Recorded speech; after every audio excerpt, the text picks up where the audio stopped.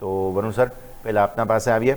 તમે already Timken આપેલો, Timken સરસ ચાલી ચૂક્યો છે, સો એ રિવિઝિટ કરી લઈએ અને ત્યારબાદ આપણે હવે ખાસ ફોકસ કરીએ અહીંયાથી નવા સ્ટોક પર. સર.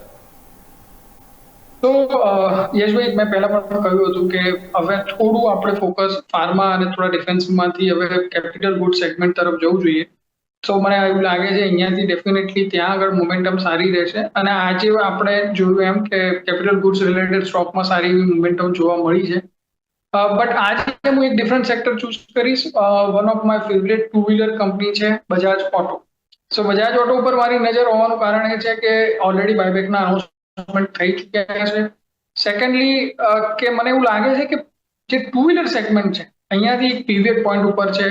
અને ટુ વ્હીલર સેગમેન્ટમાં અહીંયાથી આપણને સારો રન જોવા મળી શકે છે કમ્પેર ટુ ફોર વ્હીલર. તો અહીંયાથી થોડો મીડિયમ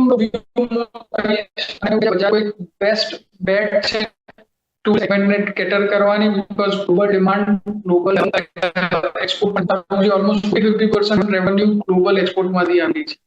એઝ વેલ એઝ તમે જોશો તો એમના જે ઇલેક્ટ્રિક ટુ વ્હીલર છે એનો માર્કેટ શેર દિવસે દિવસે વધી રહ્યો છે ઇન્ડિયાના કન્ટેસ્ટમાં. તો આ કારણ છે જેના કારણે મને એવું લાગે છે બજાજ ઓટો અહીંયાથી ઘણી સારી તેજી કરશે. અત્યારે 10,570 ની આજુબાજુ ચાલે છે. આ જ પ્રાઇસ ઉપર બાય કરવાનું રેકમેન્ડેશન રહેશે. નીચેમાં 9,800 નો સ્ટોપ લોસ રહેશે. ઉપરમાં 12,000 ના લેવલ આવનારા 3 થી 4 મહિનામાં આવી શકે એવું લાગે છે.